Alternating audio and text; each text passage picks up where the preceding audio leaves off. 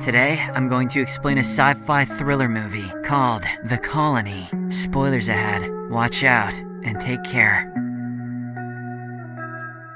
The movie opens in the distant future, where a global catastrophe caused by unrestrained exploitation of Earth has nearly wiped out humanity. The remaining people now reside in a space colony called Kepler-209, where living conditions are not particularly pleasant. Another major issue is that the colonists are unable to have children due to high radiation levels. As a result, a mission called Ulysses was dispatched to determine whether Earth is now suitable for settlement and whether it supports human fertility. However, contact was lost shortly after they landed on Earth, and no further communication was received. 15 years later, a second mission named Ulysses 2 is launched to Earth with 3 astronauts, Blake, Tucker, and Holden. This mission is especially important for Blake, as she's determined to know what happened to her father, who is a member of the first expedition. Ulysses 2's destination is a mud flat near the Henderson Hub, a critical measuring station that sends data back to Kepler-209. Unfortunately, the entry to Earth is much more difficult than anticipated, and the space capsule collides with a tidal flat near a weather beacon. Blake then swims to shore with all her strength and begins desperately searching for her companions. On the beach, she discovers Holden, but he is already dead. She then makes her way to the wrecked capsule and discovers Tucker. He is still alive, but has sustained a serious leg injury, leaving Blake in charge of their mission. The two also realize that there is no longer any radiation on Earth, meaning the planet is now fully habitable. Next, Blake sets off to explore alone and starts by testing the water with a biometer, where she detects signs of life. She then encounters an animal resembling a jellyfish, but as she attempts to test it, it suddenly stings her wrist. Fortunately, Blake has medical supplies and quickly sprays it on her wound. At this moment, Tucker calls to warn her of an incoming storm and urges her to return. Blake agrees, but soon a thick fog surrounds her, and her vision is completely obscured. Tucker thus fires a flare into the sky, and Blake uses it to navigate her way back to the pod. However, as she gets closer to the pod, she notices a group of masked people dragging Tucker away. Blake hears her friend scream for help, but she feels too powerless to intervene. She uses her gun's scope to monitor the situation, but this is when someone sneaks up behind her and knocks her out. Sometime later, the 2 astronauts wake up in a hole filled with water. Blake realizes that Tucker's injuries are worsening, so she climbs up to look through the hole. She screams for help, claiming that her friend is about to die, but no one pays attention to her, and she quickly slips and falls back into the water. Shortly after, someone throws a rope into the hole, which Blake grabs and uses to climb out. She then notices a small community of humans, who are called the Muds. Following this, the people aggressively drag Blake away and demand that she treat an injured man. She tries to explain that she needs her medical supplies, which are still in the pod, but they don't understand or speak English. Moments later, a woman named Narvik appears, who turns out to be fluent in English. Blake describes the situation, and Narvik agrees to lead her to the pod. When they get there, our heroine finds the medical supplies, but she notices that all the ship's tech is damaged. Blake then begins treating the injured guy while secretly hiding some medications in her clothes. After her work is done, she is thrown back in the pit once again. Blake uses this opportunity to apply the medicine to Tucker and explains that she saw toddlers and children here, indicating that these people are fertile or they're midgets. She insists that all they need to do now is find the biometer and signal Kepler for help. However, Tucker regretfully informs her that he will be unable to accompany her because his condition has deteriorated significantly. He decides to take poison and end his life rather than endure more pain. Upon hearing this, Blake is flabbergasted and desperately tries to stop him, but Tucker refuses to listen and ends up taking the poison. This breaks her heart, and she collapses, sobbing over her dead friend's body. Shortly after, the tide suddenly rises and fills the hole, prompting Blake to climb up and scream for help. Fortunately, before she could drown, she's rescued by the man she had previously treated. He then takes her to one of the colony's boats before removing Tucker's lifeless body from the pit. The next morning, as the seawater begins to subside, Blake is thrown back into the well again. She notices her red bag containing the biometer in the hands of one of the children and asks for it back. However, the mischievous children begin mocking her by pouring water on her. Later, she is visited by Mila, a kind and sympathetic little girl. Blake then draws some pictures on the wall, and despite the language barrier, she manages to communicate with the little girl. Shortly after Mila leaves, several women and babies are thrown into the hole alongside Blake. She is then startled when she hears gunshots and screams coming from outside. Blake peers out from the hole and is shocked to see that the settlement is being attacked by a group of armed people. ritual. Several people are killed in the chaos, and others are kidnapped, including Mila, who has managed to get the red bag. After the attackers leave, Narvik appears and helps Blake and the other women in getting out of the hole. It is then revealed that Mila is her daughter, and she decides to go save her. Blake also follows her and expresses her willingness to help Narvik, but the latter is unsure whether she can trust this stranger. Soon after, they hear screams in the distance and rush toward the sound. They then climb a rock and watch the kidnapped people being transported on a ship. Desperate, Blake asks Narvik to fire a flare gun to distract the armed men, but the latter refuses as she intends to attack the men directly. With no other options, Blake knocks Narvik out and quickly fires the flare. This draws the attention of the men on the ship, who head toward the source of the beacon. Taking advantage of the situation, Blake dives into the water and climbs aboard the ship, where she finally finds the red bag. But before she can reach it, the men return to the ship, prompting her to blend in with the prisoners. Not long after, they all arrive at a facility where the prisoners are brought before a ruthless guard named Palin. He sends the boys off to work, while the women and girls are taken to a cabin. However, Palin soon notices that Blake is not local, and decides to take her to the ship's leader, Gibson. When Gibson meets Blake, he greets her warmly and explains that they have been waiting for her arrival for a long time. He served under Blake's father as part of the first Ulysses mission, and has met Blake when she was a child. The man then reveals that when they first arrived on Earth, the Mud people greeted them warmly, and Blake's father was very close to them. However, one day they rebelled, destroying the Ulysses pod and sabotaging its communication systems. It turns out that they also killed Blake's father during the chaos. Gibson then explains that he has been constructing a massive dam out of the ship's wreckage and using its turbine to generate electricity. He explains that in this way, the Kepler colony could survive on Earth if they ever return. At this point, a young boy named Neil arrives and interrupts their conversation. Gibson then introduces Blake to the boy, explaining that he is his son. Blake is confused because the boy looks like a local. So, Gibson clarifies that he adopted Neil after marrying his mother. Following this conversation, he takes Blake to her cabin, where she will have hot water to shower and a warm bed to sleep in. Blake is so grateful for the gesture, but once she's alone, she begins to recall old memories of her father and becomes emotional. The next morning, after Blake takes a shower, she notices blood between her legs and realizes that she is fertile now. Later, Gibson introduces her to a group of young girls who welcome her with a rehearsed song. Blake then tells them about the space colony and is surprised to see Mila among the students. However, the little girl does not appear to be happy to be here. Following the class, Blake wanders around the facility and comes across Neil. He reveals that he doesn't attend classes because his father gives him private lessons. The two then begin to bond, and the boy mentions a man named Christopher Columbus, who taught him about trees, and with whom he communicates through the ship's installation pipes. Upon hearing this, Blake is shocked and decides to find out about the mysterious person. Later, she takes the ship's map and proceeds to the cabin of the man Neil mentioned. When she arrives at the door, she is shocked to see that it is her own father. At this point, Gibson appears and begins to justify his lie, explaining that her father was actually the rebel leader because he fell in love with a mud woman.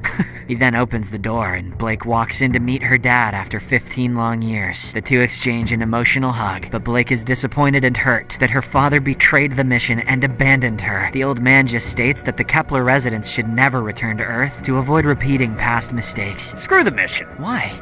Because people suck. Oh, okay. Upon hearing this, Blake is deeply hurt and walks out in tears. Later, she speaks with Gibson and informs him that she is fertile now. She explains that all she needs is her biometer to contact Kepler and share the news. Gibson is genuinely happy with the news, and he promises to recover the biometer, which is currently in the hands of his men. In the evening, while Blake is having dinner with Gibson and his family, the lights suddenly go out. Palin soon arrives and reveals that an intruder has broken in and knocked out several guards. Upon hearing this, Gibson prepares to confront the intruder, and he orders Blake to go to her room, but along the way she is met by Narvik, who turns out to be the intruder. Narvik threatens her with a knife and demands to see her daughter, so Blake is forced to comply. However, when they finally arrive at the girl's room, some guards appear and stop them. Palin then brutally beats up Narvik and orders his men to take her away. Before being dragged off, she manages to whisper to Blake that they only take the girls. In the next scene, Blake is treated by Gibson's wife, who comments that she has her father's eyes. Gibson also arrives to check on her and apologizes for what happened. He then reveals that Narvik used to be one of his guards before turning against him during the rebellion. Blake asks why he only keeps girls as hostages, and Gibson reveals his horrific breeding plans. He explains that these girls will serve as future sexual partners for the astronauts returning from Kepler 209, with their children laying the groundwork for Earth's repopulation. Upon hearing this, Blake is utterly disgusted, but pretends to remain unbothered. Later, when she returns to her room, she finds Mila hiding in her closet. Before they can even even talk, Palin knocks on the door, saying a kid is missing. Blake reluctantly lets him in, but even after thoroughly searching the room, he cannot find Mila. Then, out of nowhere, he starts making advances on Blake. She firmly rejects him, but he aggressively pins her against the wall. At this moment, Palin hears a noise coming from the closet and moves to check it, but Blake cannot let him find the girl, so she reluctantly pulls him into a kiss. Seconds later, Palin begins to tremble and collapses to the ground. He then passes away within a minute. As it turns out, Blake had secretly placed a poison capsule in his mouth. Seizing the opportunity, she takes the guard's weapon and sets out to find Narvik with Mila. After knocking out several guards along the way, the two arrive at the cell where the prisoners are held as slaves and free them. The mother and daughter are also reunited in an emotional embrace. Meanwhile, Blake goes to see her father, who directs her to a window and points out something. Gibson is actually on his way to the Henderson hub, which is unusual given that he never leaves his ship. The two quickly realize that Gibson must have the biometer and is likely about to contact Kepler. This is intended to give the colonists a signal that they can return to Earth. Meanwhile, chaos breaks out as several mud people who have escaped clash with security guards. Blake also joins in the fight and takes out a few guards in her path. She eventually arrives at the Henderson hub, where she finds Gibson preparing to send the message to Kepler. Blake attempts to stop him, but Gibson grabs Neil as a hostage, threatening to kill him if she gets any closer. Blake believes it is a ruse, thinking he would never hurt his own son, but Gibson suddenly reveals a shocking truth. Neil is actually her half-brother, as they share the same father. He even shoots and kills the boy's mother when she tries to intervene. This barbaric act shocks Blake, and she has no choice but to lower her weapon, and Gibson proceeds to send the data to Kepler. However, while he is distracted, Blake seizes the opportunity to push him into the water. She then proceeds to strangle him underwater until he finally passes away. In the aftermath, Blake is also left unconscious, and she nearly drowns, but Narvik rescues her in the nick of time and performs CPR to revive her. After that, Blake and her father, along with the mud people, make their way to the settlement on a tugboat. Meanwhile, Neil is devastated by the loss of his mother, so Blake comforts him. She gives him a matchbox, a souvenir from her father, to remind him that he is a part of their family. Soon afterward, they arrive at the settlement, where we see some mud children who had previously managed to hide. The kids then anxiously observe several figures approaching through the fog. When they realize the figures are their kidnapped parents, they joyfully rush towards them, bringing the movie to an end.